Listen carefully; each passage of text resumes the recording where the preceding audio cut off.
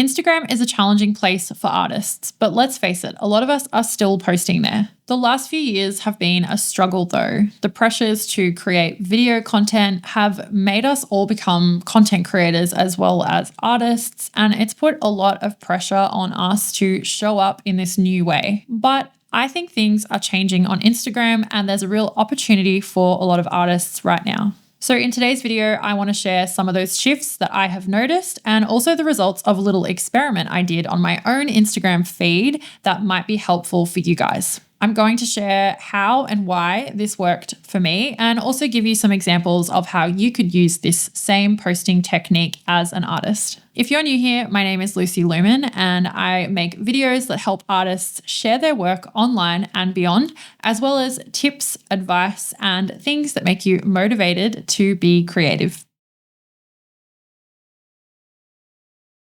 For any of you watching who remember the good old days of Instagram, you'll remember that Instagram was quite an inspiring place and it was all just static photos. My artistic practice is photography, so Instagram is a place that I naturally felt gravitated towards. As things started to change and become more video focused, I was a little bit sad and I feel like I'm mourning the way that Instagram used to be. I think that collectively as a society right now, we are experiencing a lot of short form video fatigue. There are more and more articles and research coming out about how detrimental screen time and social media addiction is to our health, and I think that we're only going to see this get worse. A lot of this has correlated with the rise in short form video content, which, to be honest with you, I never really get that much out of. I am a huge fan of platforms like YouTube. I love listening to podcasts and reading articles on Substack.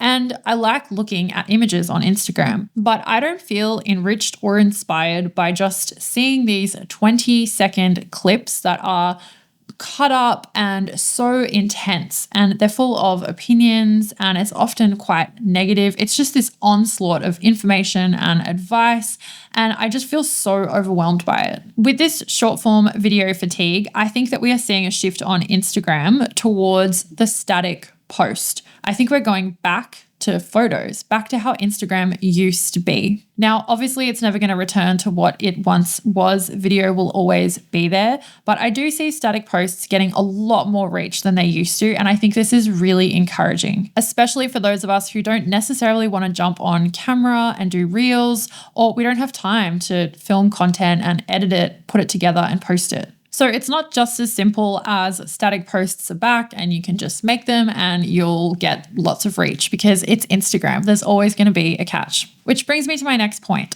carousel posts. So obviously carousel posts are not new. We've seen Instagram increase the amount of tiles that you can post in one carousel, which is great because you are really able to flesh out and tell a story with your carousel post. We've also seen Instagram allow you to write on your actual photo, on your tile, and I'll show a visual here because it'll be so much easier for you to see than me clunkily explaining it, but you can write directly on the image that you're sharing.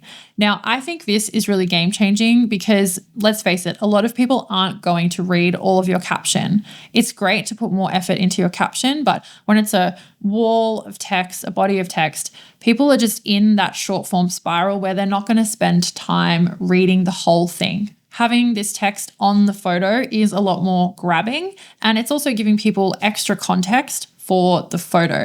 Now, this could be a photo of your art, it could be a photo of you, it could be a photo of an event or a gallery that you show that you went to, it could be a myriad of different things here, but it's going to allow you to be able to flesh out your post a little bit more, tell a bit more of a story, offer value, offer educational type of content, so many things. And I really think that this is giving the viewer more access to your photo and to you. This is going to lead to more engagement. And I think that's why we're seeing static posts be shown on the Explore page, be shared, be saved, and then just generally do better in the algorithm than they once were. I decided to give this a go by first just posting carousel posts that were more casual. So I wanted to go for something that was more candid and casual. Obviously, I'm a photographer, so I post photos that I've taken on film or my digital cameras that are a lot more purposeful and, serious, I suppose.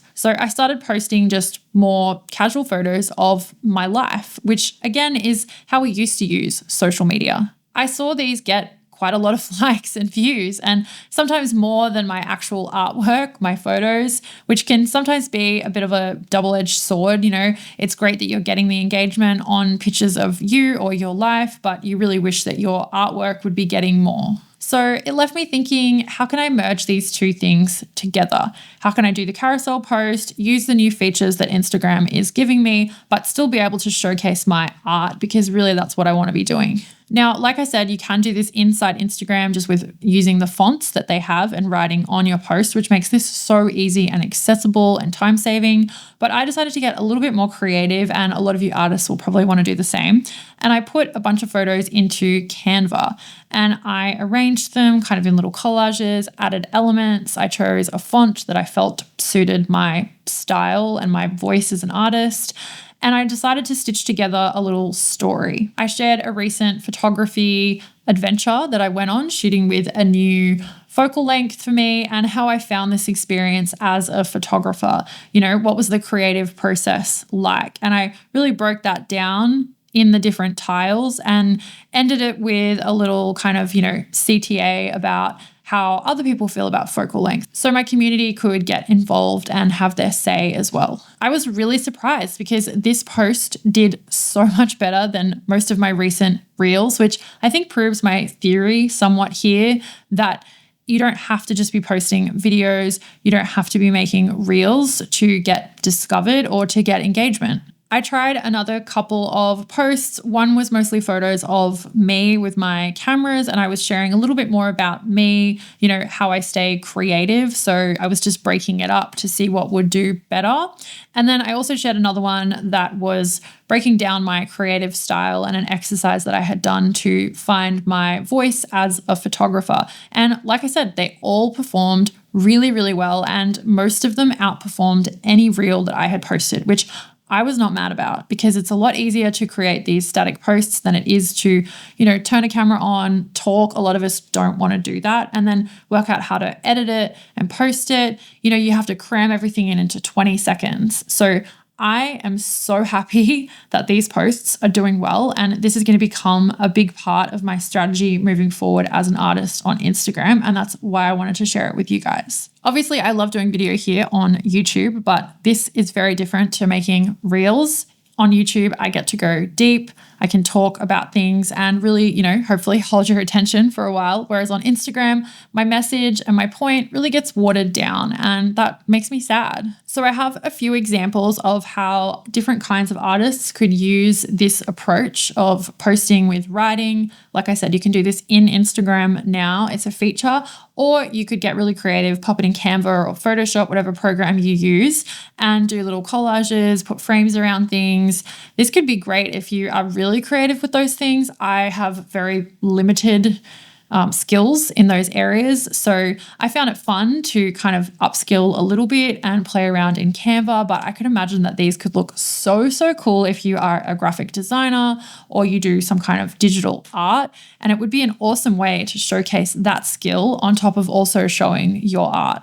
I kind of see these posts as like little mini zines of my work. And it's actually really inspired me to really get myself into gear and make a zine of my photography with some writing on either side of it. So, I was surprised that, spending time on an Instagram post actually creatively inspired me, because it's been a long time since I've felt inspired on Instagram. All right, so let's get into these examples for you guys. A great one is break down the process of how you make a piece of art. So if you are a ceramicist who makes like matcha bowls, you want to go from like beginning to end of how you make that piece. So you would photograph all of the stages, and then you could do little arrows to the different points. People are getting to see more of what goes into your art, because some people can be quite ignorant to that. And if you're someone who's spending a lot of time on different pieces, whether it's a painting, a sculpture, ceramics, really show people the depth that you go to create the final result.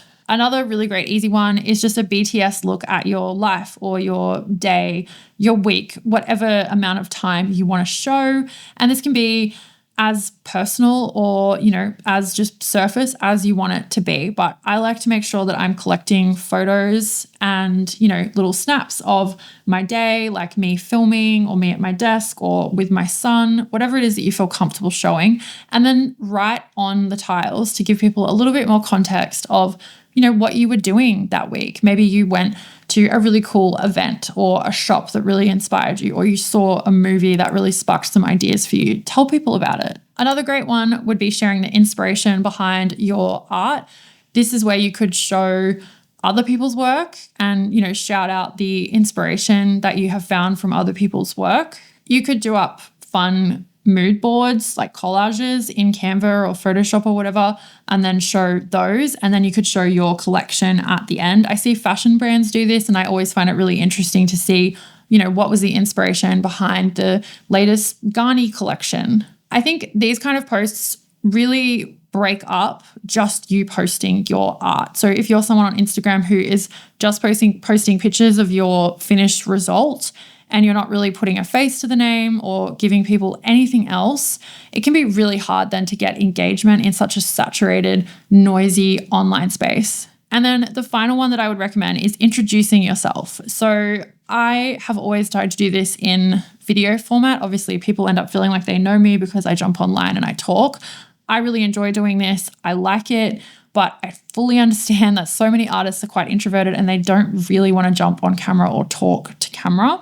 So this way of posting where you write on tiles is great because you can post a series of photos. They don't all have to be of you, but make the first one of you and be like, hey, I'm Lucy Lumen. I'm a photographer. I'm a mum. I'm a YouTuber. Like, this is where I live. Tell people about yourself and tell them how you came to be an artist. I know that Instagram is not a perfect platform, and I have shared videos on this channel before about platforms like Substack. And I really think that spending too much time on Instagram isn't going to give you the results that you maybe think that it will, but it is something that can be used in our toolkit as artists as a way to either create community, share, maybe sell our work, get it seen, put it in front of new people, because you never know who's following or who's finding you there, because there are so many users on Instagram. A way that I like to view and use Instagram is I think of it as the handshake.